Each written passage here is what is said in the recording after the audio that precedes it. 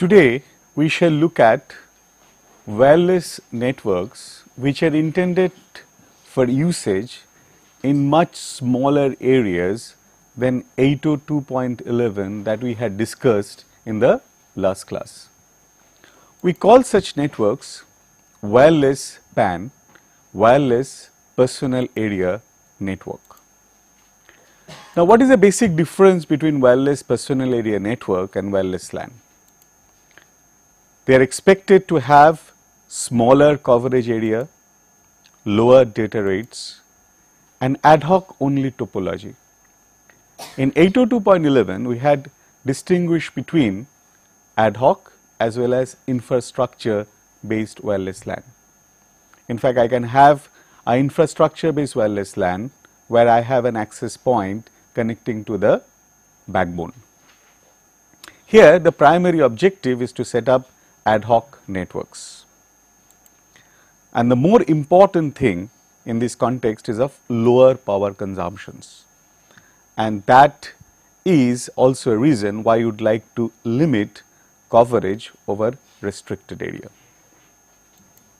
Bluetooth is currently an accepted IEEE standard for personal area network. It has got a short range, low power consumption, uses 2.4 gigahertz, which is available. It's an unlicensed band available widely, but it interferes again with 802.11b, which also uses 2.4 gigahertz. It enables voice and data transmission at 1 Mbps rate and has got low cost.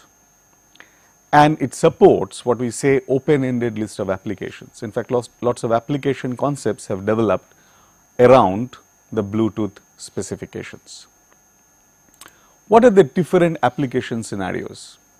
You can have data and voice access points, and through those access points you can have file transfer, you can have real-time data as well as voice transmissions. So, example is 3-in-1 phone. You can have a cordless phone to base station, an intercom device as well as a cell phone. In fact, your hands-free set for a cell phone can be connected via a Bluetooth link. The original objective with which the Bluetooth was started was to replace cables, variety of cable connections which are used for short range, short distance connections, whether they can be completely eliminated. And in fact, now Bluetooth has grown beyond that very basic requirement. Also, the ad hoc networking, devices with Bluetooth radio can establish connection with another when in range. In fact, this gives a very interesting advantage that whenever you are moving around and you discover another Bluetooth enabled device, you can establish connection and an ad hoc network. The Bluetooth organization is based around two very basic concepts, that of piconets and scatternets. Piconet in a way is a cell which is a basic unit of Bluetooth networking. A piconet typically will have one master and 1 to 7 slave devices. If there are additional devices in the piconet, they will not actively participate in communication.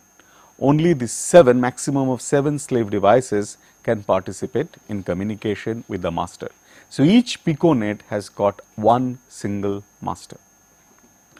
Scatternet is the next higher level, okay, which consists of a set of piconets. Devices in one piconet may exist as master or slave in another piconet, and this allows many devices to share same area and makes efficient use of bandwidth. So, basically if you look into it, this is what would be the concept of a piconet. You have got this master, these are slaves. Before a connection is created, a device is in standby mode and it periodically listens for messages every 1.28 seconds. And then devices are connected in an ad hoc fashion when there are other devices, forming dynamically what is called a piconet. Each piconet has got one master and up to 7 slaves. The node which actually initiates a communication through negotiation typically takes over the role of the master. Other devices within the piconet which are not slave will be considered parked. This is a parked device within the piconet. It is actually synchronized with respect to the piconet.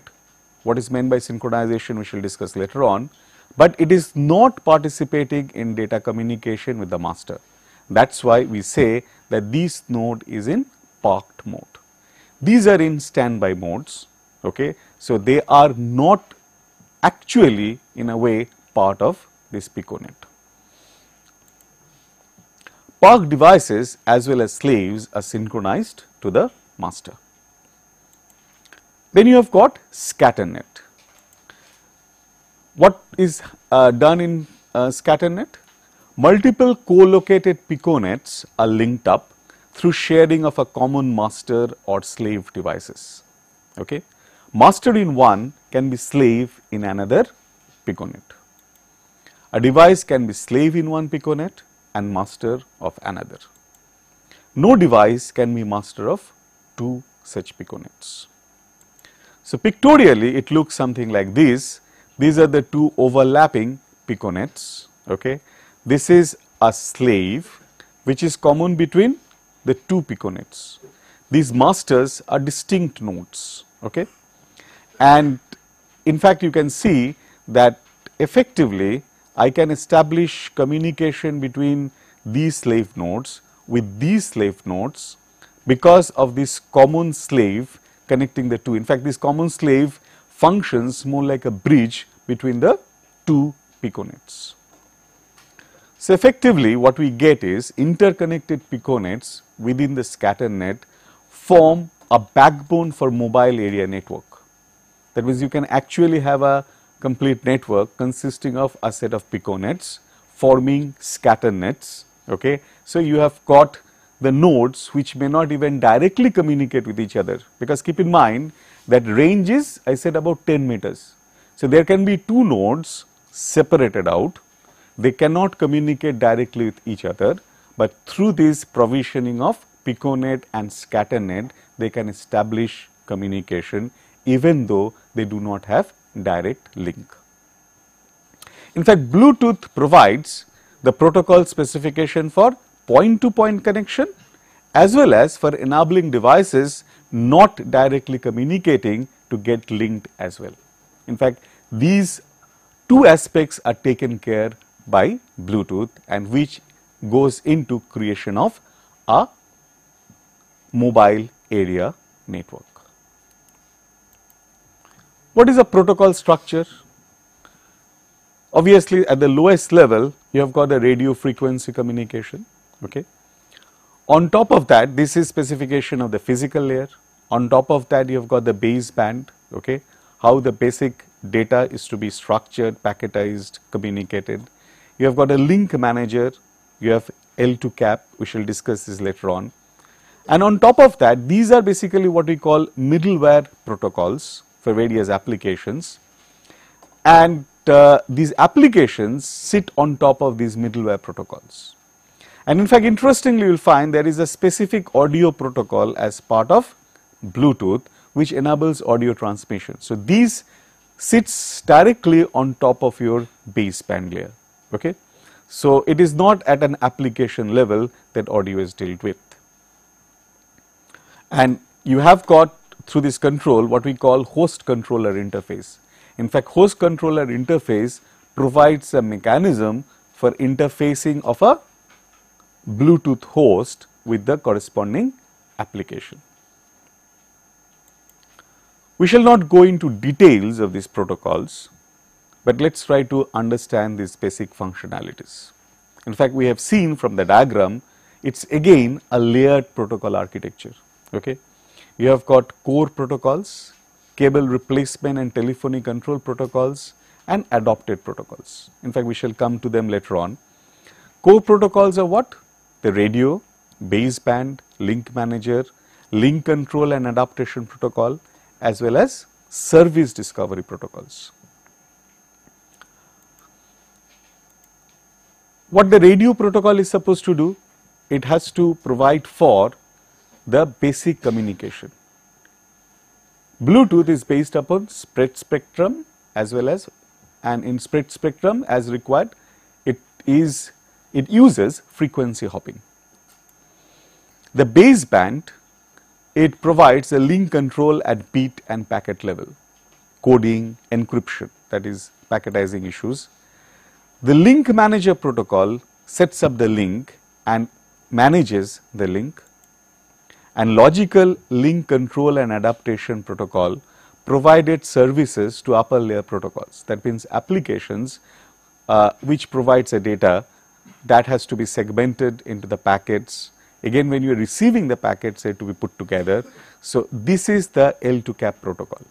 Okay, and in fact, you can realize that once I have at the top layer, I can have even implementation of TCP/IP protocol, which can go through your L2 CAP. So TCP/IP would be in this case a middle group protocol. In fact, middle group protocols are of a variety of form. A simple, if you remember that picture, you have got RFCOM, which is a serial port emulation protocol.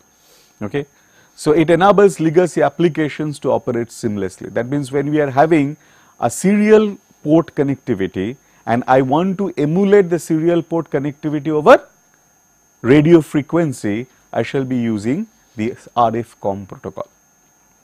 In fact, you remember we talked about a telephony control protocol. Okay, so say for example, if we consider that application where we said we have a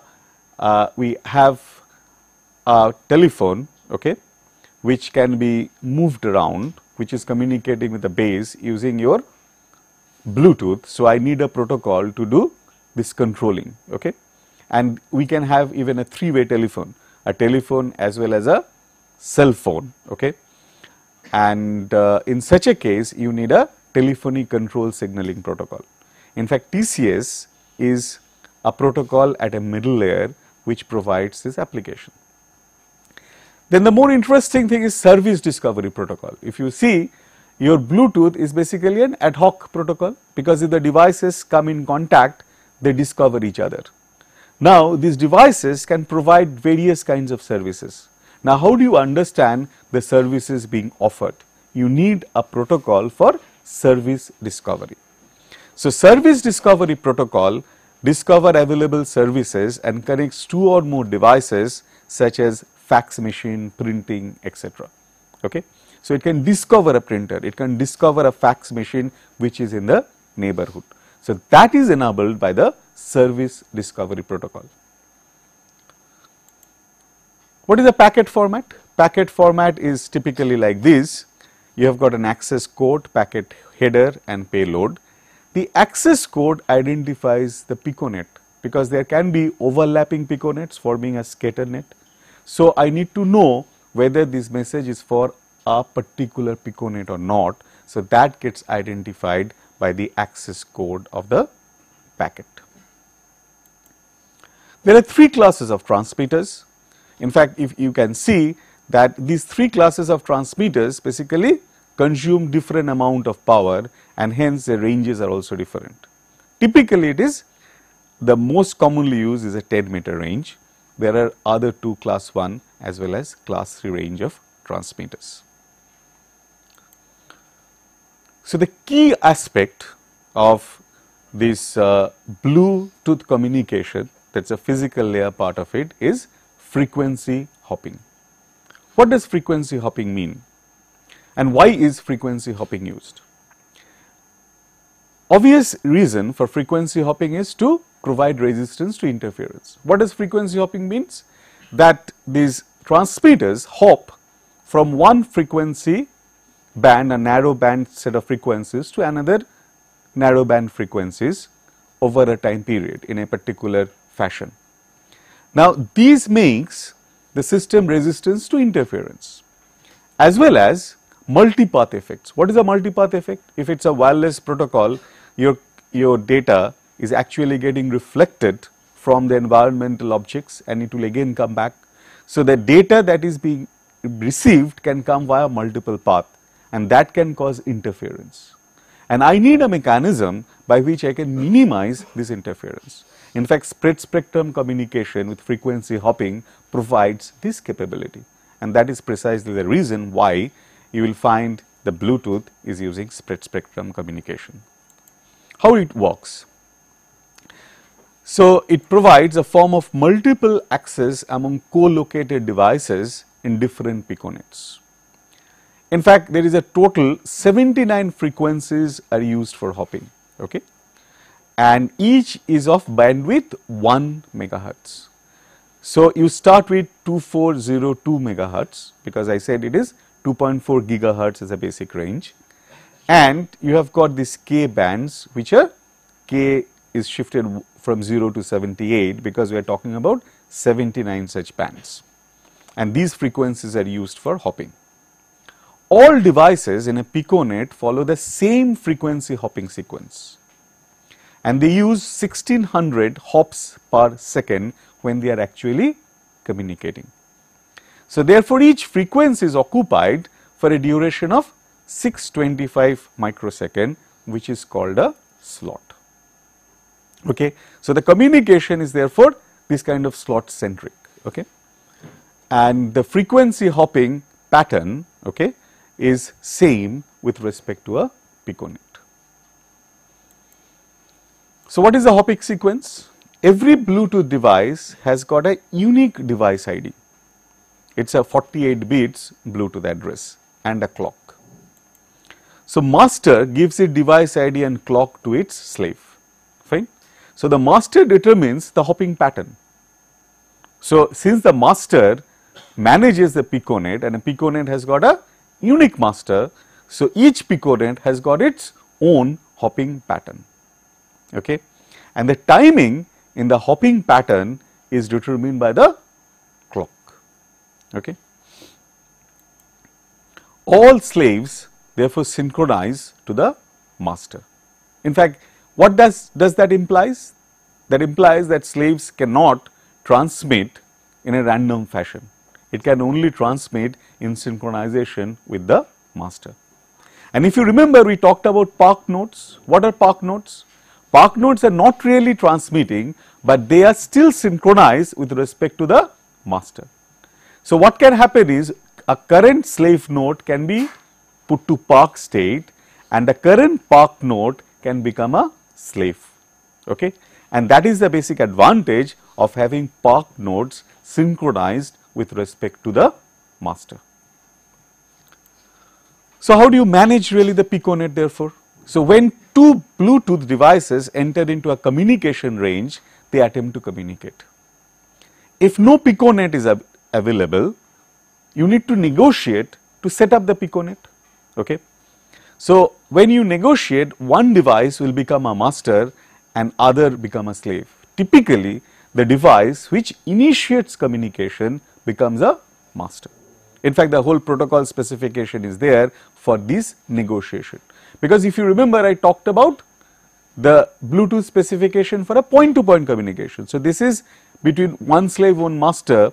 If I negotiate, or there are a set of slaves and a master, or a set of nodes communicating among each other, they would negotiate to have one identified as a master, and master communicate with slave by polling. So, basically the polling takes place according to a specific rule. The most common polling can be round robin, okay. So, because one after another we go, and I have the master therefore implements a round robin polling scheme, okay. And this is what is known as time division duplay. When a master is transmitting, slave is receiving and cannot transmit, and when the slave is asked for, slave will transmit, master receives, okay. So, it is a time division duplay. I hope you have understood why it is a duplay, because a typical time slot is provided for one-way communication, but the link actually is a two-way link, fine. So, this is time division duplay, and the master determines which slave will communicate when. In fact, how does the polling takes place? Basically, master sends the request to the slave, and once slave receives a request, in the next time slot slave will send its data. Okay. So, what we say is that alternate transmission, conceptually we are having alternate transmission. Master transmits maybe on even numbered slots and slave transmits on odd numbered slots. A slave can transmit only if the master has just transmitted to this slave. A slave can transmit only if the master has just transmitted to the slave. This is basically the polling mechanism. I said that communication takes place by polling, so this is the polling mechanism. So, you can realize that in this context you really cannot have a conflict, because there is only one master and you have the slaves, and slaves are being provided with the slots.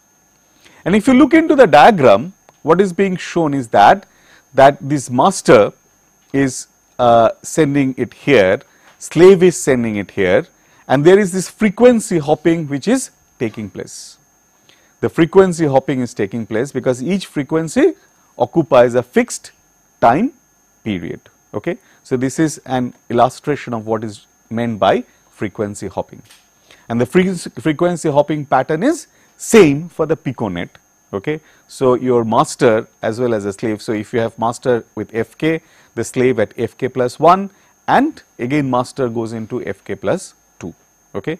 So, Fk is the frequency used in slot k according to the hopping sequence peculiar to that of the piconet. Now, the physical links can be of two types. One is called synchronous connection oriented link, another is asynchronous connectionless link. Typically, the voice is transmitted through a synchronous connection oriented link. Okay.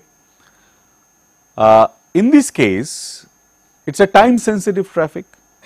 So, that means we had discussed even in the last class the issues related to time sensitive traffic, because you got to have data packets arrive at fixed delay, or even if there is a variation of delay, you need to know the bound of that delay.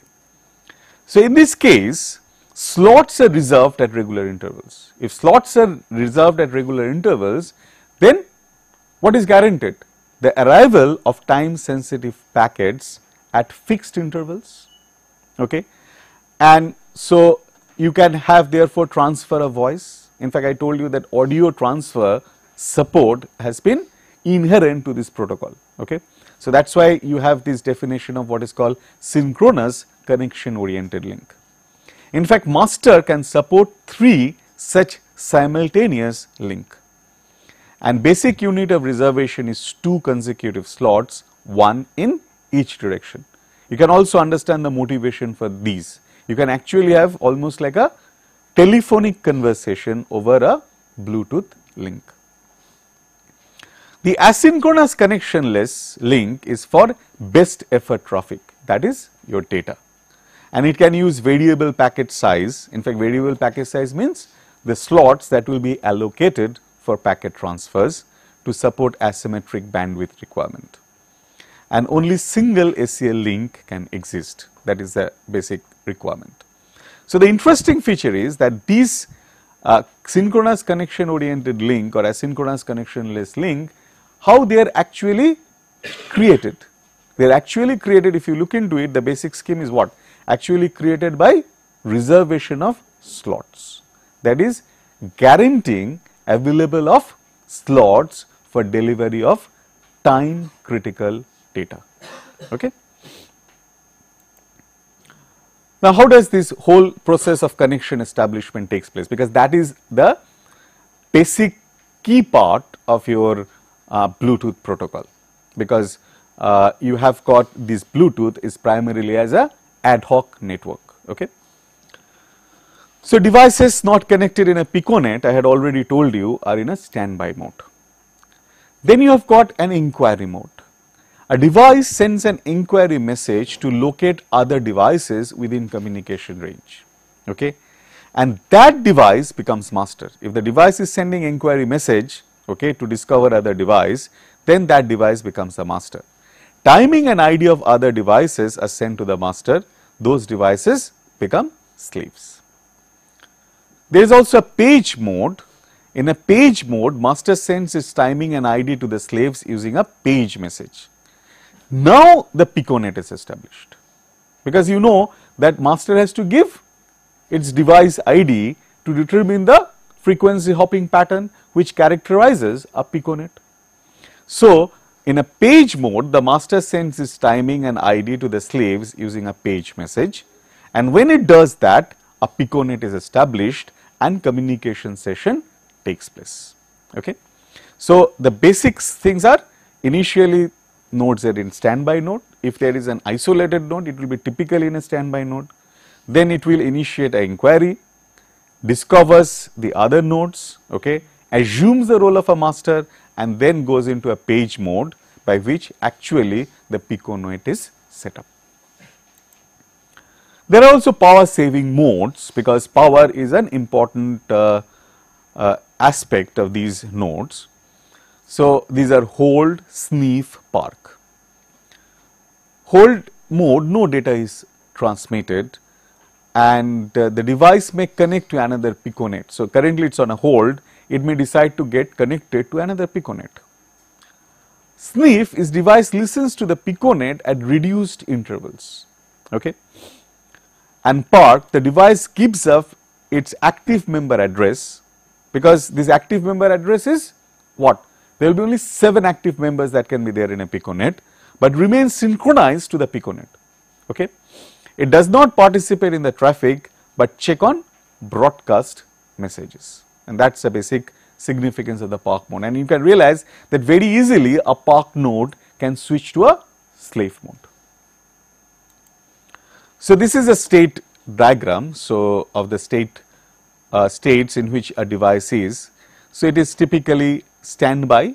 So, the legends are blue is unconnected, these are connecting states, then these are active states, and these are low power states.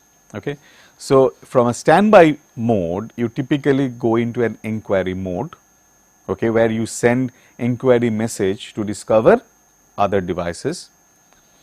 Then there will be page mode for the master and page scan mode for the slaves. Okay. Scan mode means they are trying to process the message that has been provided by the master in a page mode, and then they go into a connected mode. Okay. And when they are connected, they will be typically in a transmit mode, when master and slaves will be normally in a transmit mode. If a slave moves out, okay, what it will go through? It will go to a hold state, which is a low power state, which is not really participating in the communication. It may go into a sniff mode, trying to find out what is happening in the piconet. It can also go to a park node, but active master and the slaves will be typically in a transmit mode. Next, we have got the Bluetooth audio, because you have seen the Bluetooth audio sits directly on top of your baseband. Okay. And we have already seen that how physical link provisioning is made for transmission of time critical data like audio data. In fact, there are voice encoding schemes which are made as part of your Bluetooth. Typically, you can have PCM or continuously variable slope delta modulation. This is nothing but variation of your standard delta modulation scheme. Okay. These are the two basic schemes which have been defined as part of Bluetooth protocol, and choice of the scheme is made by link manager, okay, and negotiates most appropriate scheme for application. That means what is the encoding scheme to be adopted, that is negotiated by the link manager, and accordingly the encoding scheme is adopted for transmission of voice data. Bluetooth link also provides security. Why security is important? The moment you have got your wireless link, you can have any receiver. So, you can set up an ad hoc network. I can always come into a room, put into a Bluetooth device, get connected to the network, and then listen to the messages which I am not supposed to listen. This is the basic thread in a wireless network, right. So, security is always a very critical issue in any kind of wireless ad hoc networking. So, the elements of this security, I am discussing this in the context of Bluetooth, but this is valid for various other wireless protocols as well. Authentication and encryption. Authentication is verify claimed identity. If you have a definite identity, then only you can be accommodated in a piconet, otherwise you may not be accommodated. Then there is this encryption, so you use a key to encrypt the data. So, even if you are listening to that data, if you do not have the key, you cannot decode that data. Okay. So, associated with this would be an important problem of key management and usage, because key distribution has to take place, because these nodes need to know the key for decoding a data. So, how safely the key has to be transferred, that also becomes an issue. In fact, these are very basic issues with any kind of network security protocols, and they are also relevant in the context of Bluetooth, more relevant in the context of Bluetooth, because it is a wireless channel and you can simply walk in with the Bluetooth enabled device, and since it is an ad hoc protocol, the device may try to join the group and listen to the data which it is not supposed to. Now, with this kind of an ad hoc situation, what is we are getting into? We are getting into a scenario where computers have gone outdoors. In fact, we started with the basic idea of embedded systems with computers going into a variety of appliances. Now, actually with the ability to have this kind of an ad hoc network, mobile network, that is your nodes joining from one piconet to another piconet, setting up your MANET in terms of your scatter net, you actually have an ability to be mobile and still stay connected. Okay. So, your computer in strictly has gone into a outside world, and what you are trying to talk about now is a distributed computing in an outside physical world. Okay. Distributed computing classically is in terms of computers connected. Computers were not located in a physical world, were not moving around in a physical world, but now you have that ability that computers, embedded computers, can move around, say can move around in the car, okay, and still stay connected through an ad hoc networking. So, the whole idea here is cars can be collaborating for safer and more fluid traffic. You do not bother about traffic signal, okay. You actually communicate, have communication between the cars, and you start communicating maybe when you come close together, okay, and you know which road to take on the basis of this communication. There can be distributed object tracking over large geographical area. This is important for a variety of defense applications, and interestingly, if you know the current controversy with tracking the tiger in a variety of tiger reserves. So, if you really have this kind of sensors along with computers distributed in a forest area, you can have an automatic tracking of this kind of wild animals in their habitat. So, physically we are putting computers, and we have the ability to put computers in the external world and still stay connected. This leads us to what is known as networked sensing, okay. Because if you are having computers all around, what you would like to do? You would like to do sense information and communicate.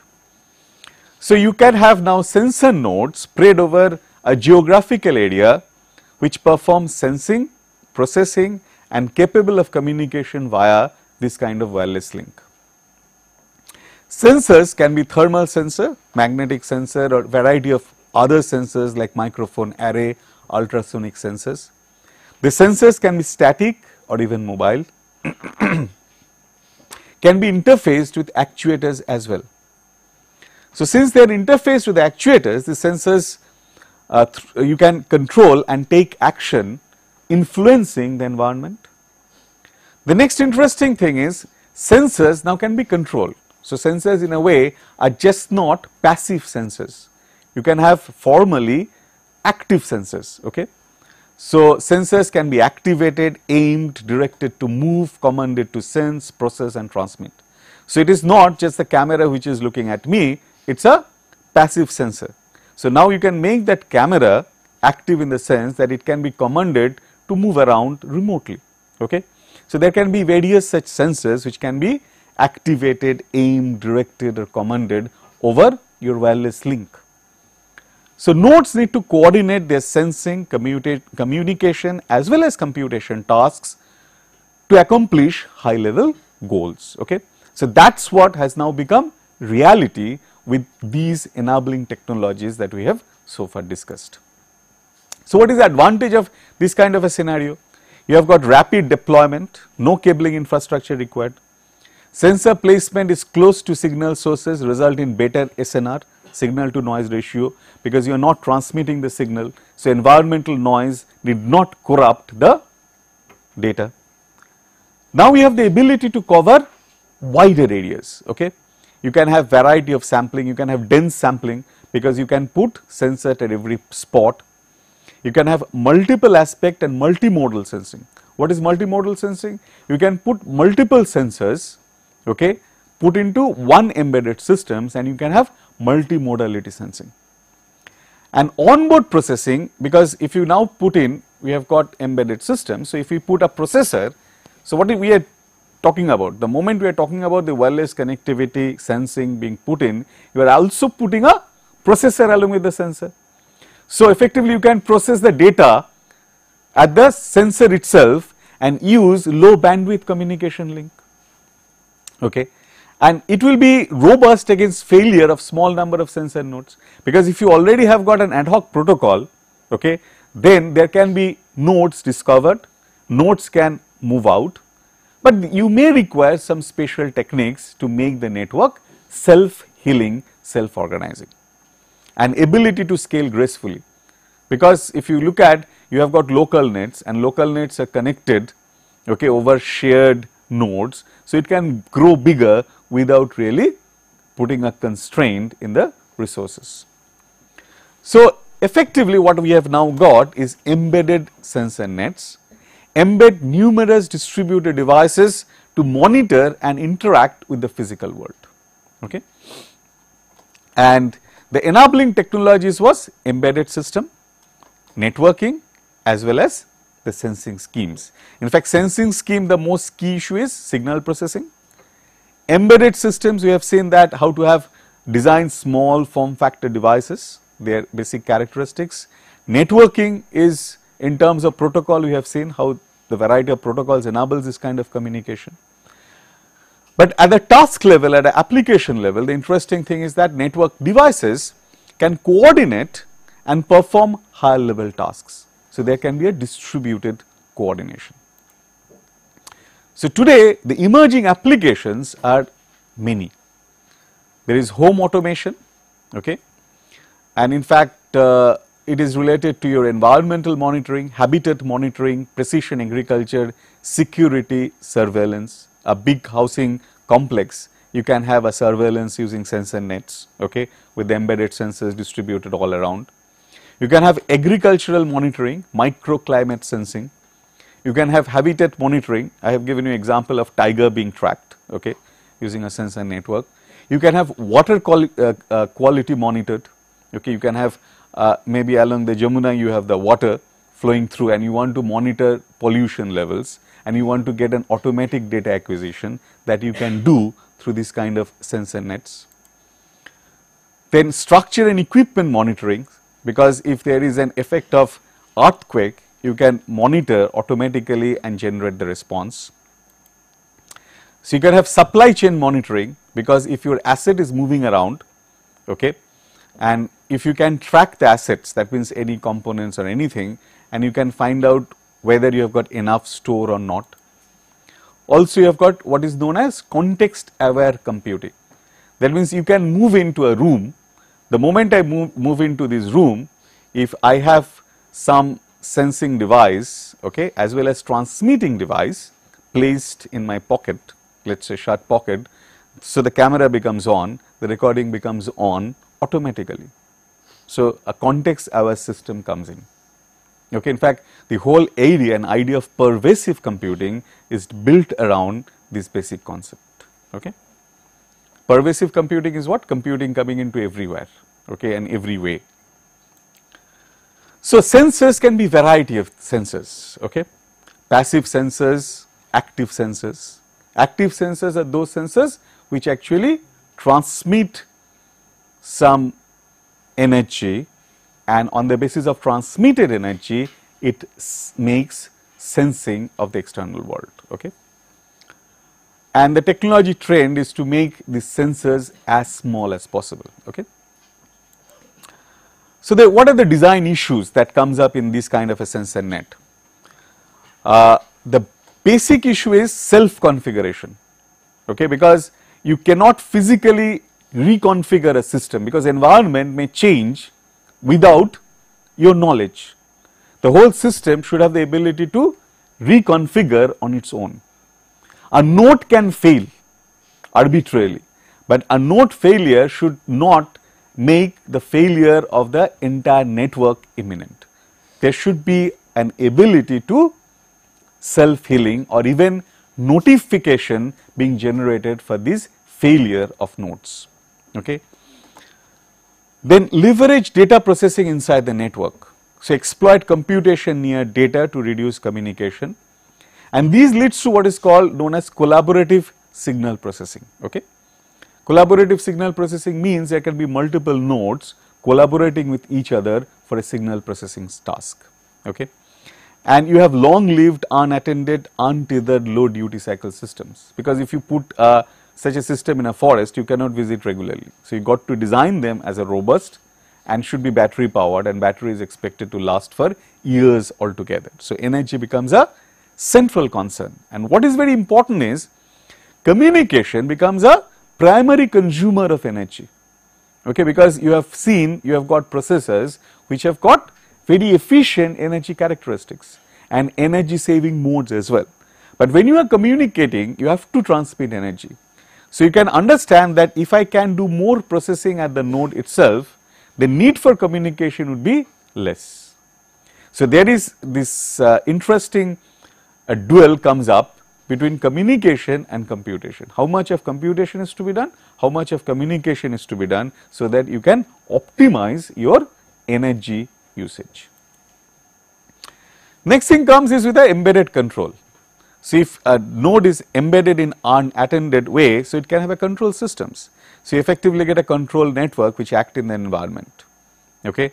So, and you need critical applications which extend beyond sensing to control and actuation. So, in fact, you can think in terms of a variety of control actions which can be initiated through this process. In fact, a simple control action could be that a kind of a hypothetical, slightly futuristic, you have your traffic signals sitting inside your car.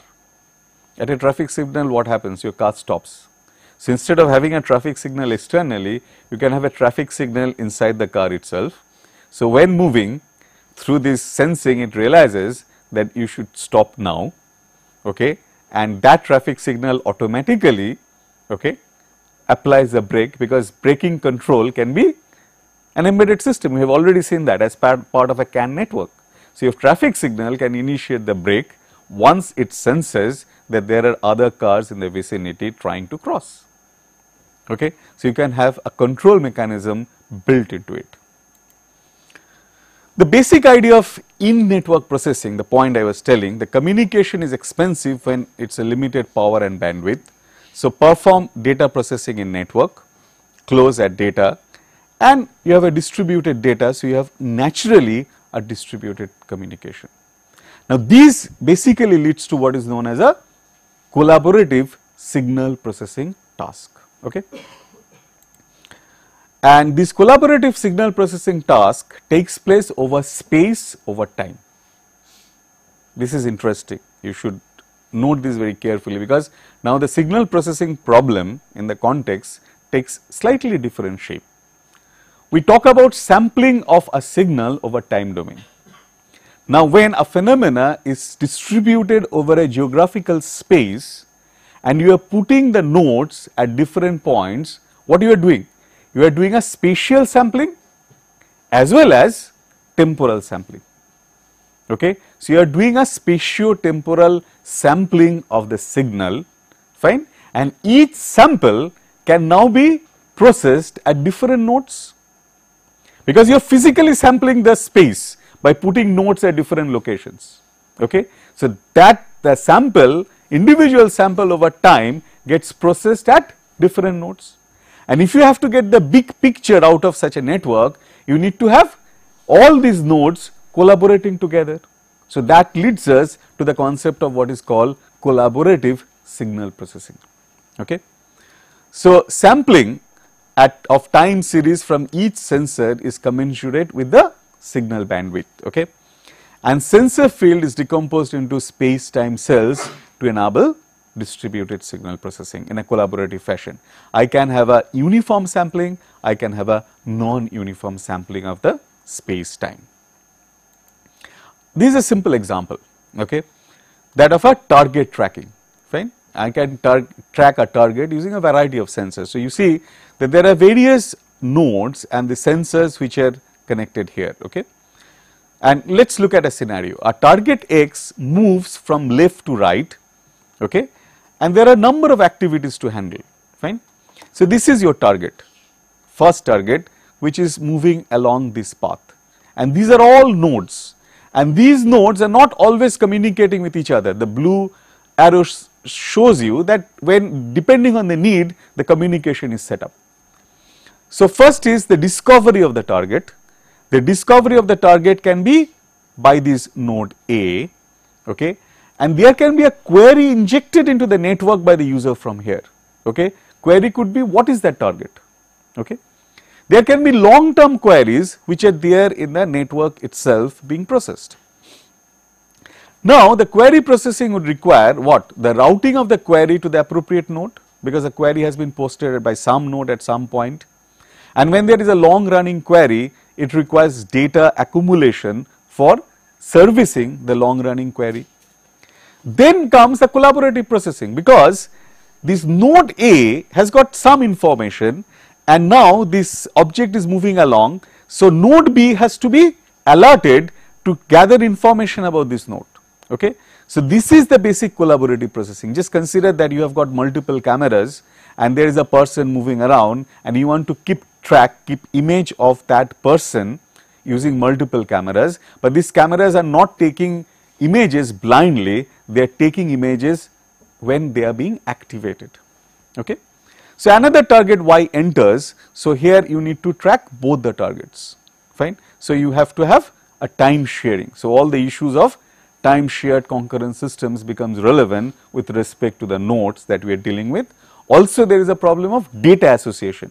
The data that is being sensed, I need to know that data belongs to which object. So, that is the data association problem. So, this is a very typical example of what we call collaborative signal processing problem, and here I have basically sampled my space with various sensors.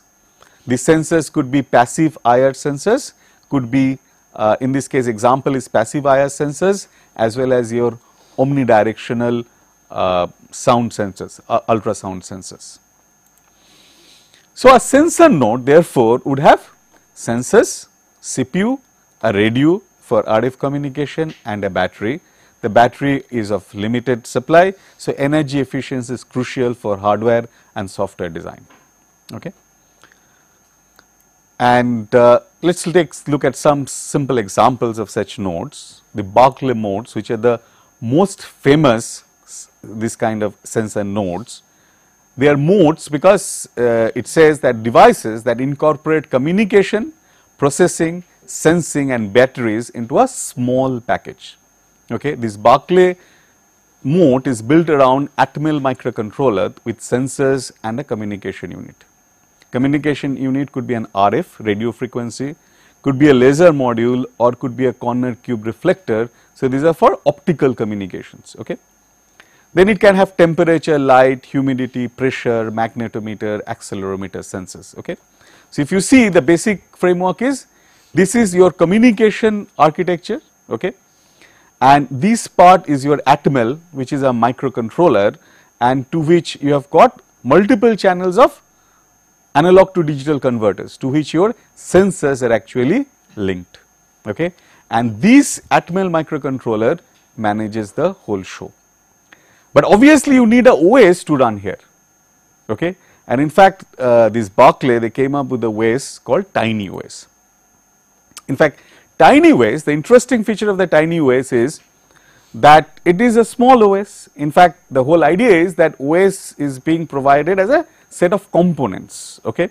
And your application needs to use these components, and you compile OS as well as application together. You have a high level language specification. So, when you compile it together, your application along with OS gets compiled into a source code which gets loaded onto the actual mode, okay. In fact, it uses actually non-preemptive FIFO scheduling, because there is a task queue, tasks are put on the task queue, okay, and then they are scheduled for execution. When the task queue is empty, what happens? The node goes into energy saving mode. These tasks typically run to completion. When are these tasks preempted? Whenever there is an interrupt, because there are so many sensors, whenever there is an interrupt, these tasks are preempted. These interrupts are referred to as events, okay. So, each interrupt corresponds to what is called an event context, okay, called an event context, okay. So, this is the basic event interface which is defined via event context. And when an event context means what? An interrupt service routine which is of small duration, and it would do some small work, and again it would go back to the task. Task is not interrupted for servicing another task. In fact, the whole OS is modeled as a collection of concurrent FSM module with a single execution context. The most interesting feature of it is that why this way the whole model has been built, because you want to minimize the complexities involved, okay. The other interesting thing is that it is a compile time memory allocation. There is no provision for dynamic memory allocation. The memory allocation is done completely in the compile time. So, you cannot really have malloc calloc kind of a thing when you are developing an application in Tiny OS, because that would change your memory requirements in runtime, and it would require an overhead for heap management. So, that part is completely eliminated in Tiny OS. There is another hardware example. This is I wanted to show because you have got a high level processor like ARM, which we had already studied, and it is a mode coming from Intel family, okay. So, it is a backbone I2C interconnect, provides power and signaling. So, you have got a sensor board, main board and power board, and use them to connect via I2C configuration, okay. I2C bus we have already discussed. They also have this antenna and this ARM core with a flash and BT radio. Basically, it implements or provides for Bluetooth. And the OS is again Tiny OS and provides all the features of Bluetooth management. So, you can see how these nodes can be used for setting up the network. So, we had studied already Bluetooth. So, let us see, I can have these nodes, okay. So, effectively what you generate a pico node. So, it is a fixed configuration, you are tiling the space, and putting these modes. A pico node net is set up. Then you have got multiple such pico nets, and these pico nets now get connected. So, you are setting up your scatter net and the complete communication framework, okay. So, this way I can have the connectivity to other nets and it can go on. So, it is a tiling. So, it is a network creation is a tile based approach, which is the very basic fixed configuration. You can also have an irregular network where each node performs proximity search, which is basically your inquiry, okay. And then you do a master election and set up the piconet. So, that is a basic negotiation and ad hocism which can be built in. So, effectively I can have these kind of nodes which are irregularly distributed. They start communication through inquiry, okay. So, one gets selected as a master and then others become slave, and you basically set up the piconet, fine. And this can be done at local overlapping intervals, setting up the scatter net. So, basically you can see that using the Intel modes, because it has got inherent support of Bluetooth in the software itself on top of your tiny OS, as well as the hardware support for Bluetooth communication. You can use this kind of sensor nodes in an ad hoc fashion over Bluetooth network. So, you have learned about today wireless personal area network, studied Bluetooth and got exposed to the concept of sensor networks, and we have seen how using Bluetooth we can set up a very simple sensor networks. But there will be more interesting and sophisticated algorithms for sensor nets for which are energy conscious and as well as application conscious, and there are issues related to design of such a network based applications. So, that is what we shall look at in the next lecture. Any questions? How a connection is de-established when a node or master or slave moves out of the... So, see basically when you establish a connection here, so a slot is allocated, okay. So, when a slave goes into a kind of a hold mode, the master would know that it is no longer participating in the communication. So, any of the other node which is in a parked node and parked mode can now switch into a slave mode. What about if master moves out of the range of communication? If the master, then the piconet itself is disturbed. So, the basic idea is the piconet is set up with the master in place, okay. So, until and unless all of them agrees to hand off, okay, that piconode will no longer exist, the master really does not move out.